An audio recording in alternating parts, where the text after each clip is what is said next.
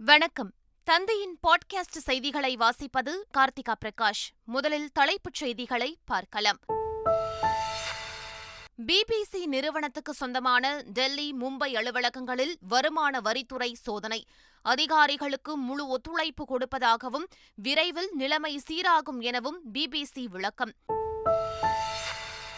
BBC நிறுவனத்தில் வருமான வரி ஆய்வுக்கு முதலமைச்சர் ஸ்டாலின் கண்டனம். அரசியல் எதிரிகளை குறிவைத்து அமலாக்கத்துறை, சிபிஐ, வருமான வரித்துறை அமைப்புகளை பயன்படுத்துவதாக குற்றச்சாட்டு. பத்திரப்பதிவுத்துறையில் பல நூறு கோடி ரூபாய் முறைகேடு நடைபெறுவதாக தமிழக பாஜக தலைவர் அண்ணாமலை குற்றச்சாட்டு. லஞ்சம் பெறும் அதிகாரிகளின் பெயர், பதவி உள்ளிட்ட விவரங்களுடன் போஸ்டர் ஒட்டப்படும் எனவும் எச்சரிக்கை.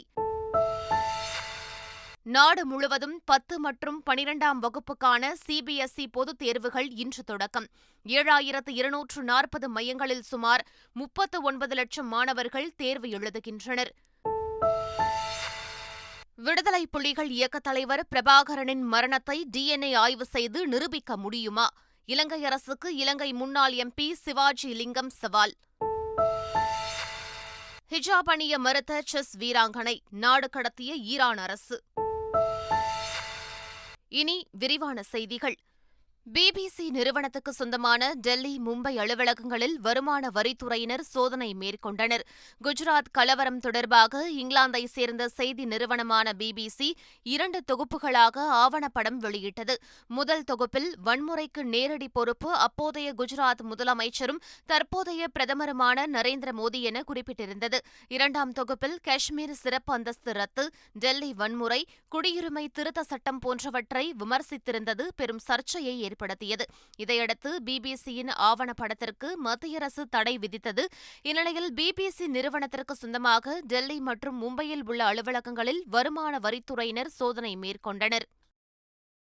பிபிசி நிறுவனத்தின் அலுவலகங்களில் வருமான வரித்துறை நடத்திய ஆய்வுக்கு தமிழ்நாடு முதலமைச்சர் மு.க.ஸ்டாலின் கண்டனம் தெரிவித்துள்ளார்.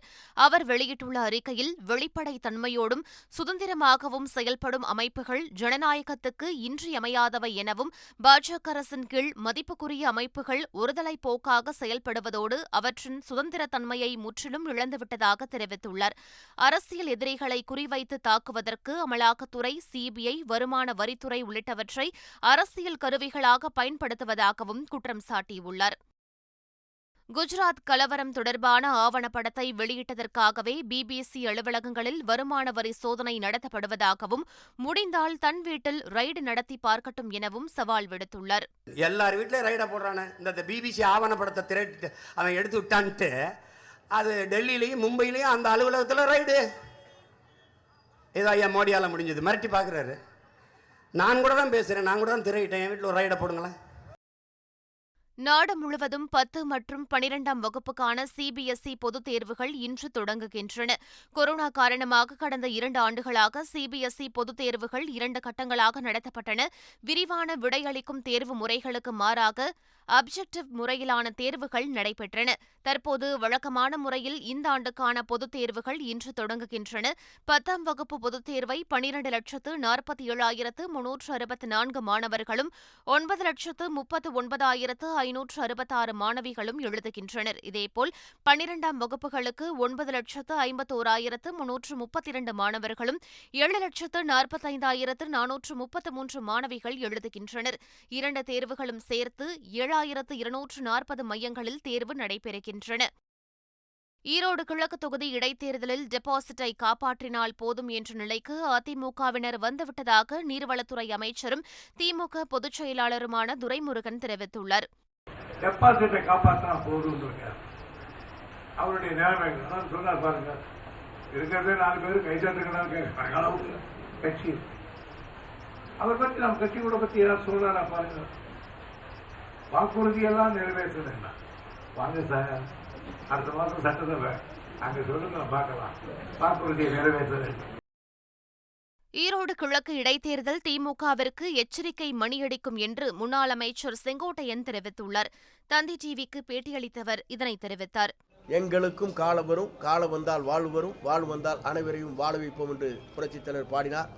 அந்த பாடலுக்கேற்ப மிக விரைவிலேயே இந்த தேர்தல் திருப்புமுனையாக அமையும்.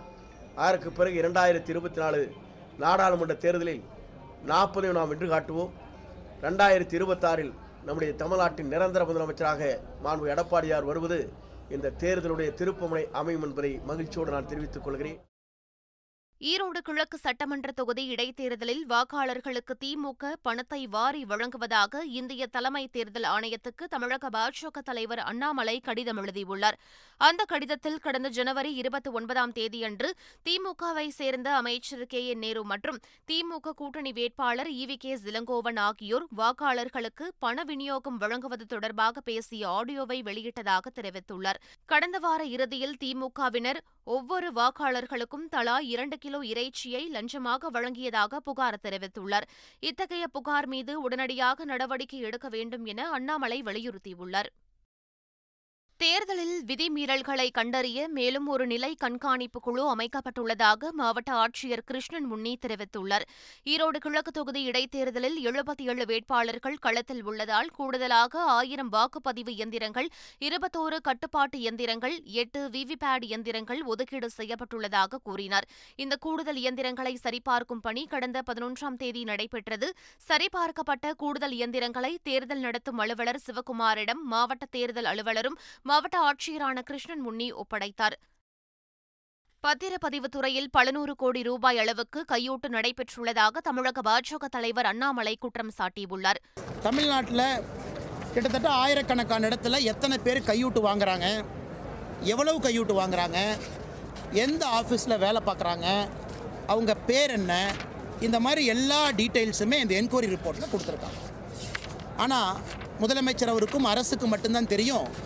இவர்களின் மீது கிட்டத்தட்ட 8-9 மாதங்களாகி எந்த விதமான என்கொயரி கூட இல்லை. நீங்கள் ஞாபகம் வச்சுக்கணும் நண்பர்களே, இவங்கெல்லாம் கணக்கு போட்டிங்கன்னா இவங்கெல்லாம் வாங்கக்கூடிய கொள்ளையடிக்கக்கூடிய அந்த கையூட்டு என்பது ஒரு மாதத்துக்கு பல 100 கோடிகளை தாண்டும்.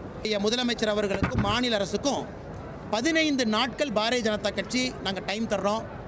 அதுக்குள்ளே இவங்க மேலே இந்த ரிப்போர்ட்டில் இருக்கிறவங்க மேலே நீங்கள் ஆக்ஷன் எடுத்து அவங்கள லஞ்ச ஒழிப்புத்துறை DVACக்கு நீங்கள் ஃபார்வர்ட் பண்ணி அவங்க மேலே FIR புக் பண்ணலினா ஒரு சார் பதிவாளர் அலுவலகம் யார் பேரெல்லாம் போட்டிருக்காங்களோ அவங்க பேர் மேலே நாங்களே போஸ்ட் அடித்து அவங்க பேரோட ஆஃபீஸர் டெசிக்னேஷனோட அந்த சார் பதிவாளர் அலுவலகத்துக்கு வெளியே நாங்களே போஸ்ட் ஒட்டி உள்ளிருப்பு போராட்டம் நடத்துவோம். அதானி விவகாரத்தில் மறைப்பதற்கோ அச்சப்படுவதற்கோ எதுவும் இல்லை என மத்திய உள்துறை அமைச்சர் அமித்ஷா தெரிவித்துள்ளார். நாடாளுமன்றத்தில் பேசிய அவர், மற்ற கட்சிகளுடன் அமர்ந்து விவாதம் நடத்துவதில் பாஜகவுக்கு எந்த பிரச்சனையும் இல்லை என்றும் அதற்கான முன்னெடுப்பை அனைவராலும் மேற்கொள்ளப்பட வேண்டும் என்றும் தெரிவித்தார். மத்திய அரசின் அனைத்து திட்டங்களும் ஏழை மக்களை சென்றிருப்பதுதான் மாற்றம் என்ற அமித்ஷா 2024 மக்களவைத் தேர்தலில் போட்டி என்பதே இல்லை என்றார்.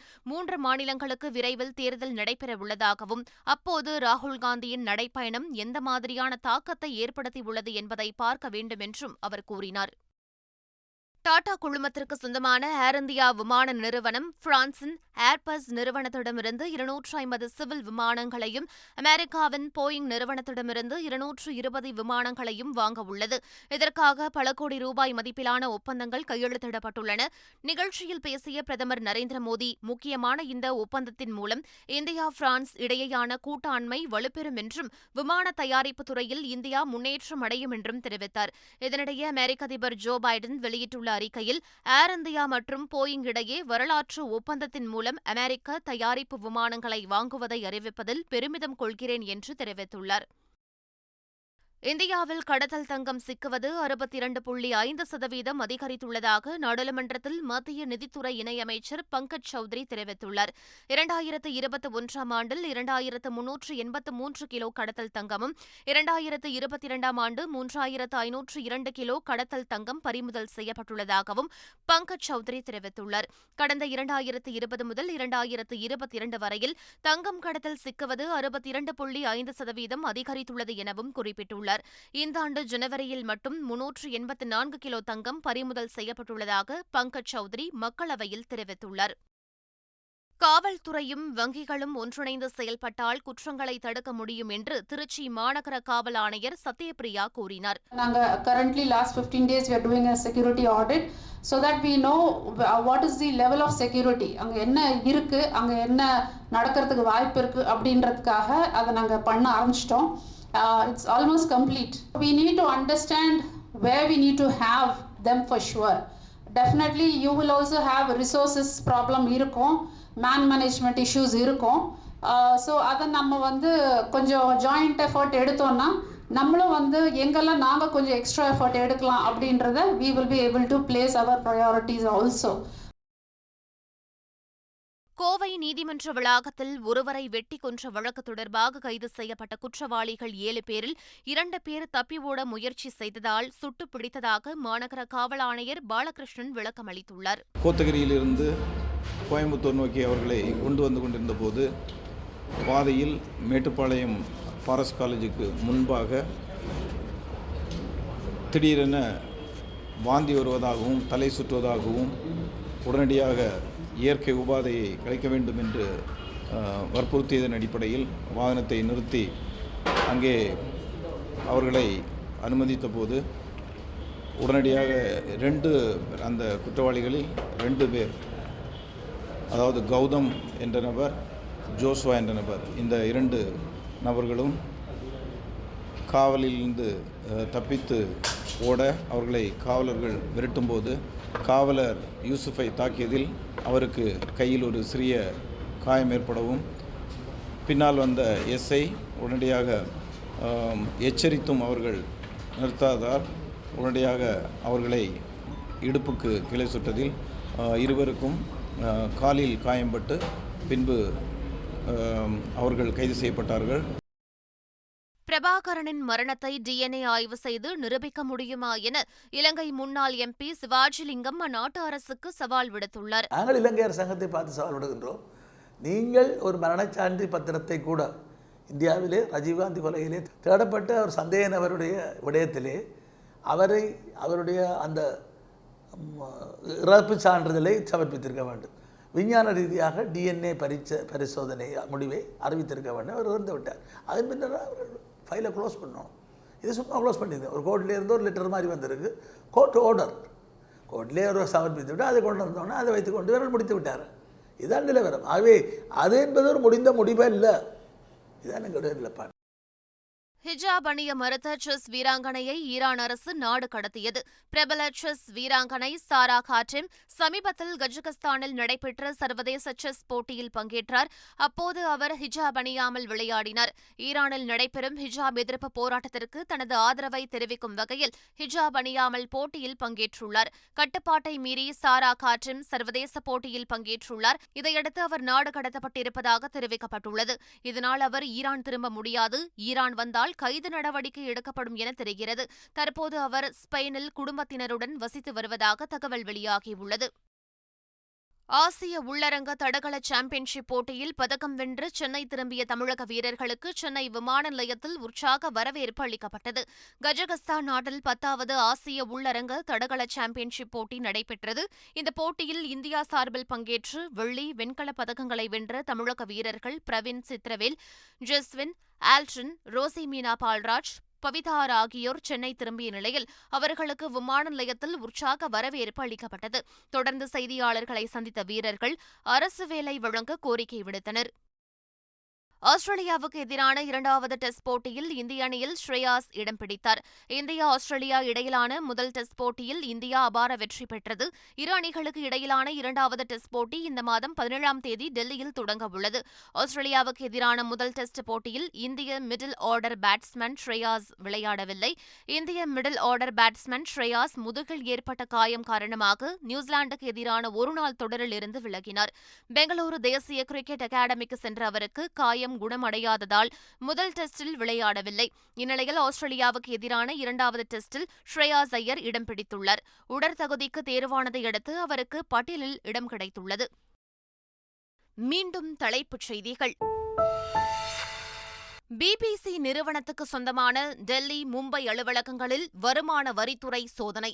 அதிகாரிகளுக்கு முழு ஒத்துழைப்பு கொடுப்பதாகவும் விரைவில் நிலைமை சீராகும் எனவும் பிபிசி விளக்கம்.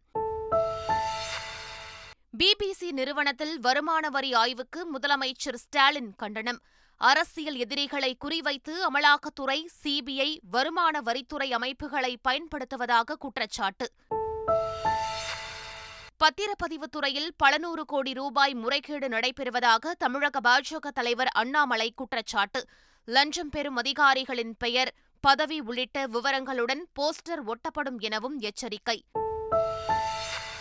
நாடு முழுவதும் 10 மற்றும் 12ஆம் வகுப்புக்கான சிபிஎஸ்இ பொதுத் தேர்வுகள் இன்று தொடக்கம். 7240 மையங்களில் சுமார் 39 லட்சம் மாணவர்கள் தேர்வு எழுதுகின்றனர்.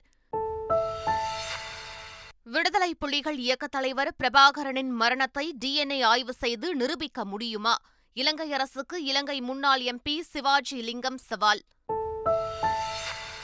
ஹிஜாப் அணிய மறுத்த செஸ் வீராங்கனை நாடு கடத்திய ஈரான் அரசு. இத்துடன் செய்திகள் நிறைவு பெற்றன. வணக்கம்.